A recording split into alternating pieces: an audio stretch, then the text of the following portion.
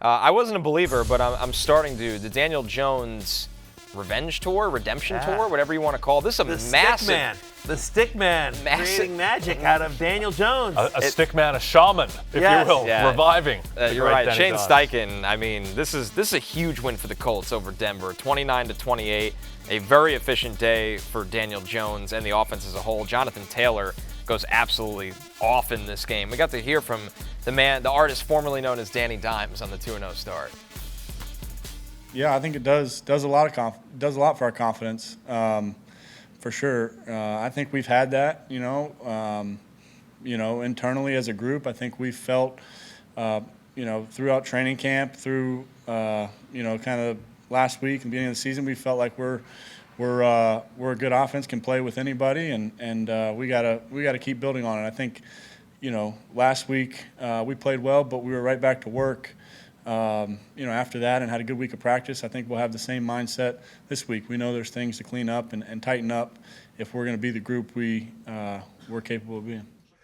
I'll say this. So on, I do this thing called the Football Night in America podcast. So whatever it's. I thought you were going to say the show, and I was like, yeah, I've watched it before. Yeah, have you? Thanks, I appreciate it. But no, we after the Sunday night game, Maria Taylor, Mike Florio, Jason Garrett, and myself, we taped something called the Football Night in America pod.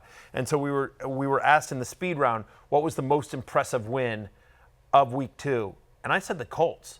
I said the Colts beating the Broncos. Now, Shane Steichen drove me crazy with settling for, playing for a 60-yard field goal when your guy can't even hit a 51 in practice and they get bailed out with a penalty, whatever. The fact of the matter is that one of the best defenses in the NFL came to your house, and you move the ball consistently. Jonathan Taylor, over 200 yards from scrimmage, unbelievable. And Daniel Jones, Danny Dimes, is now averaging over 26 fantasy points per game. He's been a top 5 quarterback in both weeks. He's got a rushing touchdown at least in each one.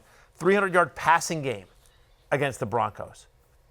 Looks the part, moved it around. Tyler Warren, we've talked about, is just a superstar, but was able to get everyone involved, and I don't think this is a fluke. The Colts, by the way, they're at Tennessee this week.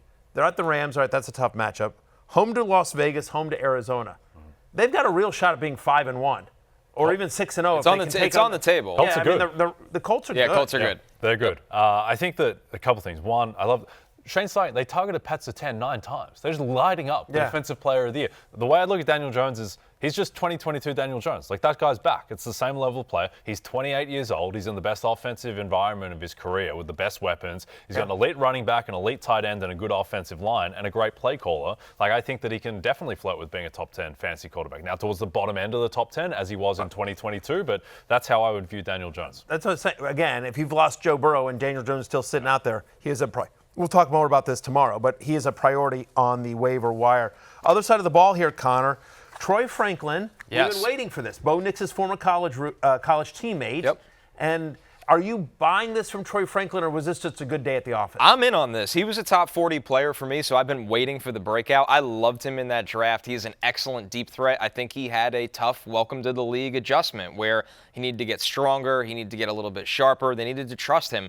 I think the most important thing, Matthew, is they trust him and he's out on the field now because he can run by anybody in this league. I am highly encouraged by this, and I am in on Troy Franklin at least being the number 2 of this offense right now. He played more snaps than Cortland Sutton, so that shows you that I think he's real. With his speed, he can always help open up the run game, so he should be on the field as much as possible. It's just good to see him actually making the most of his targets. Yeah, poor Marvin Mims. We keep waiting. It's like year 4 of us having this combo. We've been waiting for Marvin Mims, and Troy Franklin seems to have literally and figuratively run by him. Franklin led the team in targets, receptions, receiving yards, both in this game and last game. So through 2 games, he is the Broncos leader in targets, receptions, and receiving yards. 30% target share in week number 2 for Troy Franklin, the former Oregon Duck.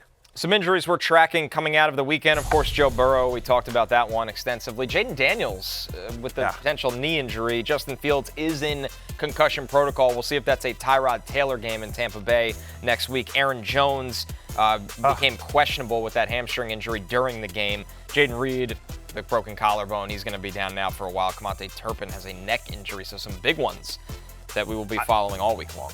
I literally feel like at least 2 or 3 times a year, Aaron Jones leaves a game early with a hamstring injury. All the time. I just feel like it's constant.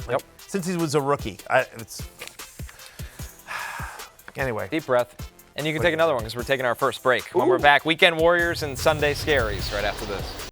Hey, it's Matthew Berry from NBCSports.com and RotoWorld.com, and I want to thank you so much for watching whatever it is you just watched, or if nothing else, being too lazy to click out of the autoplay after this video started, after whatever it is you actually wanted to watch finished.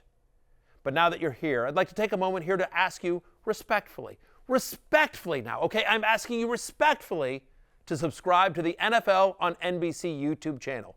You'll get the latest RotoWorld fantasy news headlines, all sorts of great shows, including my own Fantasy Football Happy Hour. So go subscribe now. Again, I'm asking respectfully.